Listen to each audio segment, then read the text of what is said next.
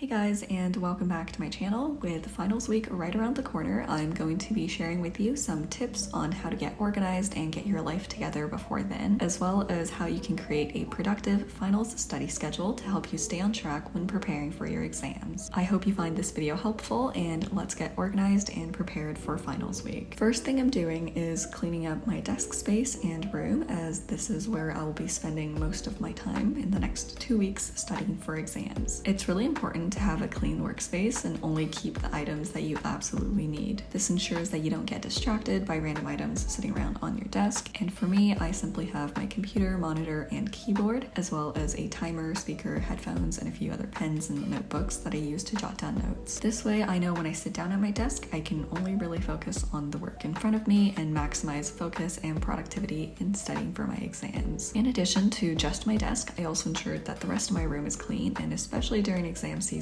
I try to make my bed every morning to prevent crawling back in bed for naps throughout the day. The second thing I'm doing is fixing my sleep schedule. Ever since we transitioned from online to in-person uni, I found that while I've been having more structure and routine in my day-to-day life, it's also left me not as much time to study and spend time on my own, so I tend to stay up later to compensate for that. And as a result, I've been sleeping past midnight and waking up quite late. I think fixing your sleep schedule is important for two main reasons. One, to ensure that you have the energy to focus on studying during the day, and the other to be able to actually wake up for your 9 a.m. exams when the time comes. It's much better to start transitioning now than to wait for the days leading up to the exam. However, I think it's still important to determine whether or not you're a morning or a night person and when you work most productively, because at the end of the day, it would be counterproductive to force yourself to wake up at 6 a.m. to study when you know that you work much better later in the evening or at midnight. Now, if you are looking to sleep earlier or having easier times falling asleep, here's a few things that I've found to work for myself. First is listening to a designated playlist that's suitable for falling asleep. I'll link the one that I personally listen to in the description box below. Another thing I do is turning off all of my phone notifications at least an hour before bed, and just generally avoid going on my phone or my laptop. And so instead, I will try reading or journaling. Sometimes turning on my diffuser with my favorite essential oils is also super helpful. And I think if you make sure that you get enough sleep, hitting the snooze button shouldn't really be a problem the next morning. Now that we've got the basics, let's move on to making our study schedule and weekly schedules to help us stay on track when studying for the exam. I will be doing this in Notion, so thank you to Notion for sponsoring this portion of the video. I will have the links to download and access to the templates in the description box below. The first thing I would do is access my course syllabus and write down all the units and the contents that were covered in the course. So I'm creating this specifically for my anatomy final, and so the main course content includes recorded lectures and lab modules. In this new page that I've started, I'm first pasting in any study resources that's been given by the professors, TAs, or other students, and this may include pre-made flashcards, notes, or practice tests. Then I'm using the toggle feature to organize the content for each of the units we covered, which includes cardiology, immunology, respiration, renal, gastrointestinal, and reproduction. Within each toggle, I'm writing all the lectures and lab modules covered. At the same time, I'm also checking to see if there are modules or lectures that I haven't seen, as well as any content that I want to pay special attention to when reviewing. I will either bold or highlight when I come across one. So here I'm highlighting a couple lectures that I still need to watch for the first time. Once I have a general overview of the content I'm working with, I will input /calendar to add a calendar to this page, and then I will mark down the day of my exam, which for anatomy is on April 29th. Then I will look back to see how many days I have to study for it and begin planning from there. Now, when it comes to delegating tasks, I try to leave out a buffer period of 2 to 3 days before the actual exam in which I make no plans as of now, and it's only for if I fall behind in my study schedule, which usually happens, hence the buffer period. Then I prioritize watching lectures and modules that I haven't seen to ensure that I've been exposed to all the testable content at least once before jumping into review. Here I'm adding a new box with the lecture number and the title of the lecture that I want to watch and dragging it to the specific day. Now, when it comes to review, I will also try to focus and spend more time on content that I've struggled with more throughout the semester, as well as content that was covered much earlier on compared to recently. For me, those would be cardiology and respiration. For reviewing units and topics, instead of creating individual to-dos for each task, I drag a box across the days that I want to dedicate to it and open it as a page for more detailed detailed planning. This helps me feel less overwhelmed when I look at my study schedule, especially when in addition to all of my other courses. Now that I've tackled the unfamiliar and more difficult concepts, I will add the remaining units and topics to my calendar accordingly. Sometimes when I have several exams to study for, I like to use a grade calculator to determine what is the minimum grade I need on the exams to achieve the desired final grade in the course. And based on that number, I will also prioritize studying